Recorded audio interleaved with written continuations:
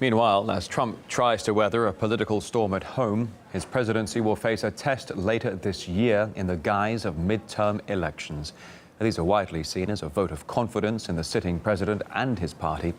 But as RT's Maupin explains, whether it's Republicans or Democrats, U.S. politicians seem to know in advance who's to blame if indeed the results are under par. With so much division on Capitol Hill, the Democrats and Republicans have finally found something that they can agree on. Both parties now agree that the Russians are coming. More specifically, they're coming to interfere in the 2018 midterm elections. This is President Trump. I'm very concerned that Russia will be fighting very hard to have an impact on the upcoming election. Based on the fact that no president has been tougher on Russia than me, they will be pushing very hard for the Democrats.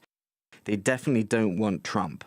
And this is his old arch nemesis. There are some tax experts in Silicon Valley with whom I have met who say that, maybe what they'll do this next time is to really disrupt the actual election.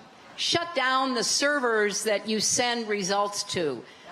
Interfere with the operation of voting machines because still too many of them are linked to the internet. So we are still very vulnerable. Russia's meddling in the midterm elections may just be a hypothesis at this point, but the Trump administration, from the Department of Homeland Security to the Secretary of State, are ready to fight. The 2018 midterm elections remain a potential target for Russian cyber and influence operations. I think we should be absolutely prepared to assume that they will try to interfere in all 50 states. We will not tolerate Russian interference in our 2018 elections. We are planning and preparing as if they'll try again this fall and beyond. Now, it hasn't happened yet, but the retaliatory sanctions to be imposed on Russia are all set up by Congress. We're going to pursue Russia's energy and financial sectors, its oligarchs, its parastatal entities. It is my goal, along with Senator Graham, to make sure that we're protecting the United States, defending the United States. Folks in Washington, D.C. are manning their battle stations, all prepared to face an oncoming onslaught.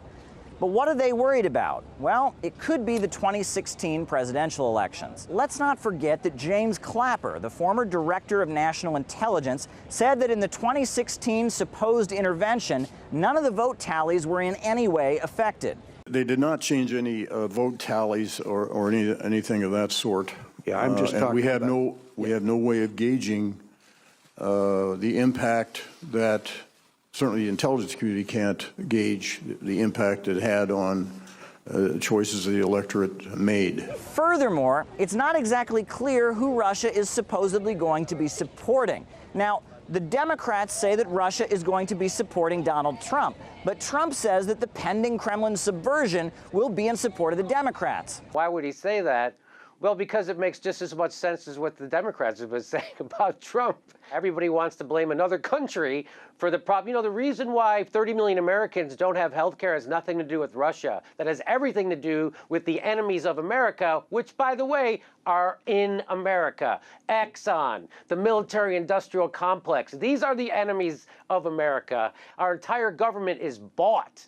It's illegal bribery, and they steal and cheat right out in the open. Americans are gobbling this up.